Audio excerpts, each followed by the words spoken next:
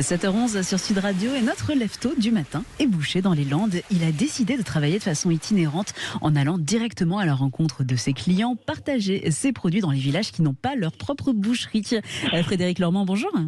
Bonjour Laurie. Bonjour Frédéric et bienvenue sur Sud Radio. Vous êtes du côté des Landes, donc du côté du village de Paille, situé une petite demi-heure au sud de Dax. Racontez-nous un petit peu l'histoire de ce camion itinérant, comment vous en êtes venu à un moment donné dans votre vie professionnelle de vouloir devenir boucher itinérant en l'occurrence. C'est parti tout bêtement que j'avais toujours dit à mes parents, un jour je serai mon propre patron, j'aurai mon propre camion. Et puis ce qui s'est passé quand on arrive aux alentours des 40 ans, vous voyez. Et j'avais parlé avec ma femme et ma femme un soir m'a trouvé un camion. M'a trouvé un camion là. Ouais. Et voilà, je suis parti le voir. Et puis 8 jours après, j'avais le camion. Et alors, ça s'est fait rapidement du coup. Ah ouais, ça se fait très très rapidement. Ouais, j'avais posé ma démission là où j'étais, et puis j'ai été voir mon camion, et puis après j'ai acheté mon camion et j'ai fait les démarches autour des mairies pour savoir pour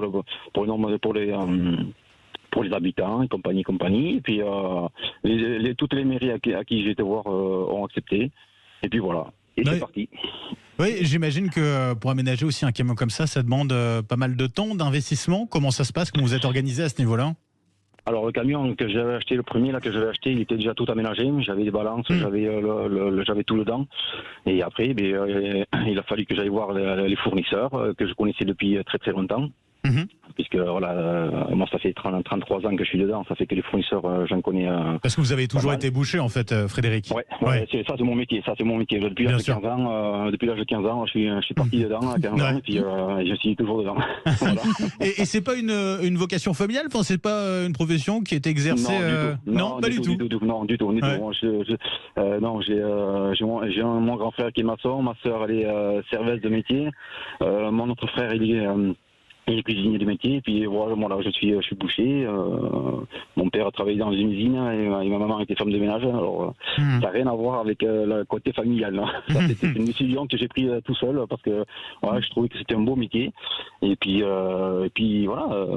Maintenant, il y en a plus beaucoup, on va dire, des bouchers itinérants. C'est ça. Ouais. Je pense que je suis. Ça revient un peu à la mode ou pas d'ailleurs? On a l'impression qu'on en voit de nouveau un petit peu. Non, moi. C'est pas ce que vous constatez. Ouais, dans mon secteur ici, je pense que je suis pas loin d'être l'un des derniers bouchers itinérants.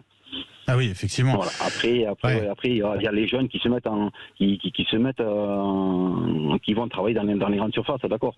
Ouais. Mais après, moi, je pense que je suis l'un des seuls. Boucher itinérant, j'imagine que dans ce cas-là, vous avez été accueilli à bras ouverts par un certain nombre de petites communes qui n'en soient pas de boucher itinérant, et puis pas de boucher tout court aussi. Et oui, pas de boucher tout court, parce que voilà, quand j'ai commencé, ma première tournée, mon premier marché, c'était à Saint-Martin-de-Seignance.